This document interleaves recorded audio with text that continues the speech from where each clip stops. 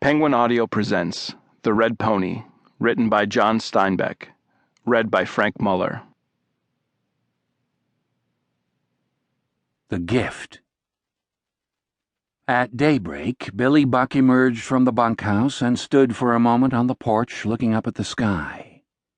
He was a broad, bandy-legged little man with a walrus mustache, with square hands, puffed and muscled on the palms. His eyes were a contemplative, watery gray, and the hair which protruded from under his Stetson hat was spiky and weathered.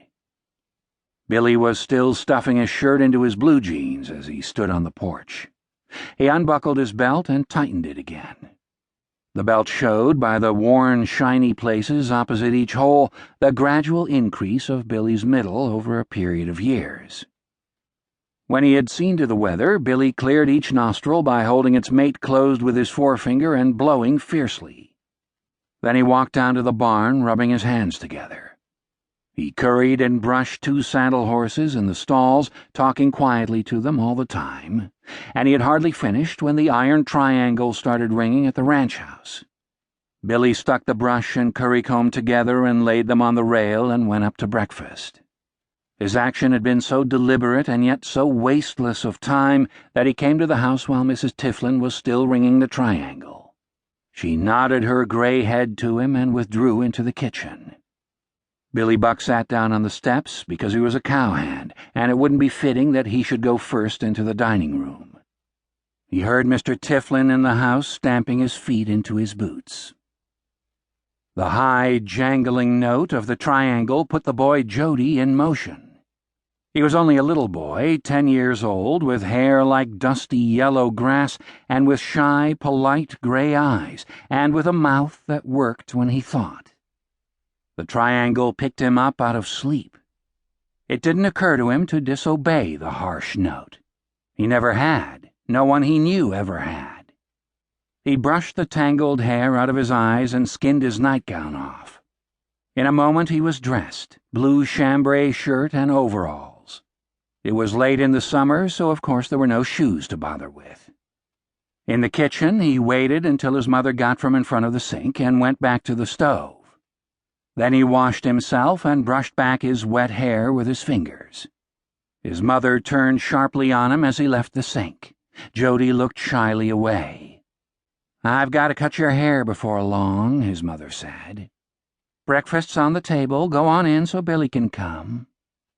Jody sat at the long table, which was covered with white oilcloth washed through to the fabric in some places. The fried eggs lay in rows on their platter. Jody took 3 eggs on his plate and followed with 3 thick slices of crisp bacon. He carefully scraped a spot of blood from one of the egg yolks. Billy Buck clumped in. "That won't hurt you," Billy explained. "That's only a sign the rooster leaves." Jody's tall, stern father came in then, and Jody knew from the noise on the floor that he was wearing boots, but he looked under the table anyway to make sure. His father turned off the oil lamp over the table, for plenty of morning light now came through the windows. Jody did not ask where his father and Billy Buck were riding that day, but he wished he might go along. His father was a disciplinarian. Jody obeyed him in everything without questions of any kind. Now Carl Tiflin sat down and reached for the egg platter. "Got the cows ready to go, Billy?" he asked. "In the lower corral," Billy said. "I could just as well take 'em in alone." "Sure you could, but a man needs company. Besides, your throat gets pretty dry." Carl Tiflin was jovial this morning. Jody's mother put her head in the door. "What time do you think to be back, Carl?" "I can't tell. I've got to see some men in Salinas. Might be gone till dark."